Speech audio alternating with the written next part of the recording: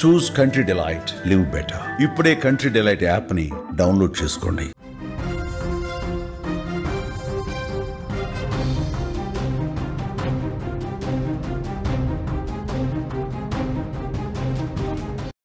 ఆంధ్రప్రదేశ్కు ముంచుకు వచ్చిన మొంతా తుఫాన్ ఎట్టకేలకు తీరాన్ని తాకింది. తీరం వైపు నుంచి ఇప్పుడు వాయుగుండంగా మారి ఈ యొక్క పెను ప్రభావం నుంచి ఆంధ్రప్రదేశ్ క్రమంగా కోలుకుంటుంది.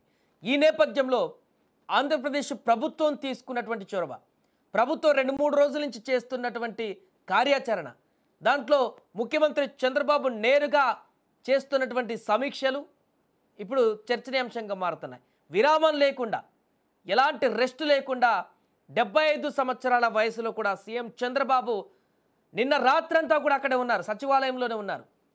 క్షణం మానిటరింగ్ చేస్తున్నారు రాష్ట్రానికి ఏం జరుగుతుంది. గతంలో వచ్చిన తుఫాన్ల అనుభవం, హుదుహుదు కానీ తిత్లీ తుఫాన్లు ఎదుర్కొన్నటువంటి అనుభవం నేపథ్యంలో ఒక్కరికి కూడా హాని జరగకూడదు, రాష్ట్రంలో ప్రజలకి ఏ ఒక్కరికి కూడా ఇబ్బందికరమైనటువంటి పరిస్థితులు రావద్దు, ప్రాణ నష్టం అస్సలే జరగకూడదనేటువంటి ఉద్దేశంతో ముఖ్యమంత్రి చంద్రబాబు 2 రోజుల నుంచి వరుస సమీక్షలు, టెలికాన్ఫరెన్సులు, అధికారులతో మంతనాలు, తుఫాను ఏ రకంగా వస్తుంది, వాతావరణ శాఖ అధికారులతో మాట్లాడడము, చర్చించడము, ఎక్కడ తీరం దాటుతుంది, అక్కడ ప్రభావం ఎలా ఉండబోతుంది, ఎలా ఎదుర్కోవచ్చు, ఏ రకంగా జాగ్రత్తలు తీసుకోవచ్చు, క్షణం మానిటరింగ్ చేస్తూ 75 సంవత్సరాల వయసులో కూడా చంద్రబాబు గారు నిన్న సచివాలయంలో అర్ధరాత్రి వరకు అక్కడే ఉంటూ గంటకు ఏ ప్రాంతాలలో తుఫాన్ ఏ రకంగా వస్తుంది, దాని ప్రభావం అక్కడ ఎట్లుంది, అక్కడున్న పరిసర ప్రాంతాల ప్రజలను ఇంకా ఎలా అలర్ట్ చేయొచ్చు, దాన్ని ఎదుర్కోవడానికి తక్షణ చర్యలు ఏ రకంగా కొనసాగుతున్నాయి, దీనికి సంబంధించి నిత్యం మానిటరింగ్ చేసినటువంటి ముఖ్యమంత్రి చంద్రబాబు నాయుడు తీసుకున్నటువంటి చొరవ కారణంగా ఈరోజు మొంతా తుఫాన్ తీవ్ర ప్రభావం నుంచి ఆంధ్రప్రదేశ్ తీర ప్రాంతం ఇప్పుడు కొంత కోలుకోగలుగుతుందని చెప్పొచ్చు. అంటే ఆస్తి నష్టం కొంతవరకు జరుగుండొచ్చు కానీ ఏ ఒక్క ప్రజలకి హాని జరగకుండా ముందు జాగ్రత్త చర్యలు తీసుకొని మొత్తం రోడ్ల మీద ఉన్నారు. నిన్న మొన్న 2 రోజుల పాటు అధికారులంతా కూడా, పోలీస్ శాఖ కానీ, విద్యుత్ శాఖ కానీ, మిగతా అన్ని డిపార్ట్మెంట్లు, వ్యవస్థలన్నీ కూడా రోడ్ల మీద నిల్చున్నాయి. ప్రజలకేం కాకూడదని నేరుగా ముఖ్యమంత్రి ఆదేశాలే ఉన్నాయి కాబట్టి, నేరుగా ముఖ్యమంత్రి మానిటరింగ్ చేస్తున్నారు కాబట్టి పూర్తిగా అధికారులందరూ కూడా అప్రమత్తమయ్యారు. తుఫాన్ సహాయక చర్యలు పర్యవేక్షించారు చంద్రబాబు. నిన్న రాత్రి సచివాలయంలోనే గడిపారు. మొంతా తుఫాన్ పైన మంత్రులు, కలెక్టర్లు, ఎస్పీలకు సీఎం సూచనలు చేశారు. ప్రాణ నష్టం లేకుండా ఆస్తి నష్టం తగ్గేలా చర్యలు తీసుకోవాలంటూ కూడా స్పష్టంగా గైడ్లైన్స్ ఇచ్చారు. ముఖ్యంగా లంక గ్రామాల ప్రజలను రిలీఫ్ క్యాంపులకు తరలించాలని కూడా ఆదేశించారు. కాలువలు, చెరువులకు గండి పడకుండా పర్యవేక్షించాలని కూడా చంద్రబాబు చెప్పారు. ప్రతి గంటకు కలెక్టర్లు తుఫాన్ బులెటిన్లను ఇవ్వాలని కూడా ఆదేశించారు. వర్షపు నీరు నిలవకుండా ఉండేందుకు చర్యలు తీసుకోవాలంటూ కూడా సూచించారు. విజయవాడ కానీ, ఏలూరు కానీ, భీమవరం పైన ఫోకస్ చేయాలని కూడా చెప్పారు. ప్రజలకు వాస్తవ సమాచారాన్ని అందించాలంటూ కూడా చంద్రబాబు ఈ సందర్భంగా సూచించారు. గ్రామాలలో వార్డు సచివాలయాలు గ్రామ వార్డు సచివాలయాల సిబ్బందికి కూడా తక్షణ సహాయం అందించేటువంటి విధంగా చర్యలు తీసుకోమన్నారు. ఆర్టీజీఎస్లో ఏకంగా మకాం వేశారు అర్ధరాత్రి వరకు ముఖ్యమంత్రి చంద్రబాబు. నిన్న అక్కడే తుఫాన్ను పర్యవేక్షించారు. చంద్రబాబుతో పాటు డిప్యూటీ సీఎం పవన్ కళ్యాణ్, మంత్రి లోకేష్, హోంమంత్రి అనిత ఎప్పటికప్పుడు పరిస్థితిని అంచనా వేస్తూ క్షేత్రస్థాయిలో అధికారులకు సూచనలు చేశారు.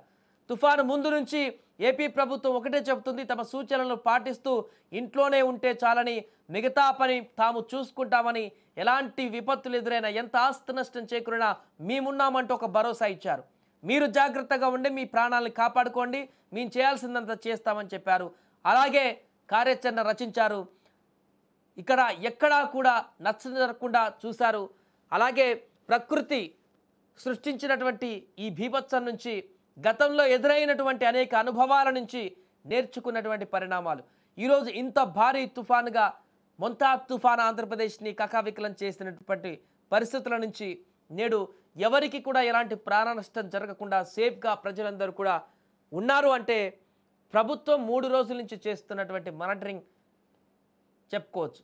ఈ యొక్క ప్రకృతి బీభత్సానికి జరిగిన నష్టాన్ని క్షణాల్లో తీర్చేటువంటి విధంగా సహాయక బృందాలతో కలిసి కూడా అధికారులు కృషి చేశారు. గతంలో రోడ్ల మీద ఇలాంటి పరిస్థితి ఎదురైతే రోజుల తరబడి ట్రాఫిక్ స్తంభించేది, ఆ వైపు దారులు కూడా మూసుకుపోయేటి, ఎవరు వాహనాలు రాకుండా. కానీ ఇక్కడ వాహనాలు ఎక్కడైతే జామ్ అవుతాయని తెలుస్తాదో, లేకుంటే ఎక్కడైతే చెట్లు విరిగి పడతాయో, ఎక్కడ కొండ చర్యలు విరిగి పడే ప్రమాదం ఉందో ముందుగానే ఆ నియర్ బైన ఎస్డీఆర్ఎఫ్ కానీ ఎన్డీఆర్ఎఫ్ బృందాలను కానీ మోహరించడము, ఎక్కడైనా చెట్లు కూలాయి లేకుంటే విద్యుత్ అంతరాయం ఏర్పడింది, కొండ చర్యలు విరిగి పడుతున్నాయి అని సమాచారం అందడం ఆలస్యం, అర్ధగంటలో దాన్ని క్లియర్ చేసి మరలా వాహన రాకపోకలకు కూడా ఇబ్బంది లేకుండా చేసినటువంటి పరిస్థితి నెలకొంది.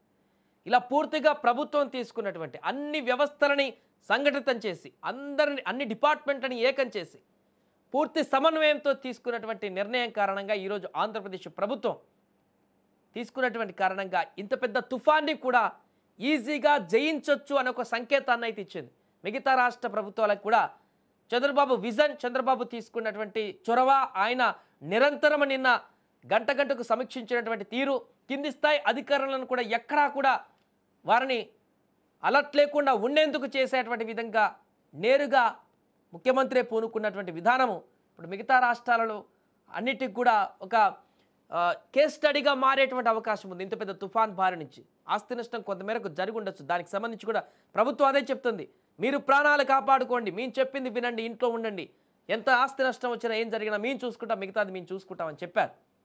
అందుకే ఆంధ్రప్రదేశ్ ఈ మొంతా తుఫాన్ బారి నుంచి ఎలాంటి ప్రాణ నష్టం లేకుండా ఇంత పెద్ద భారీ తుఫాన్ నుంచి ఇప్పుడు బయటపడగలిగింది. దీనికి సంబంధించి చంద్రబాబు గారు తీసుకున్నటువంటి చొరవ ఈ 2 రోజుల పాటు రాత్రంతా కూడా ఆ వయసులో కూడా నిరంతరము ఏమాత్రము కూడా రెస్ట్ లేకుండా, విరామం లేకుండా మరొకసారి తన కార్యదక్షత ఏ రకంగా ఉంటుందని కూడా ఈ సందర్భంగా చూపించారని కూడా ఇప్పుడు చర్చించుకుంటున్నారు.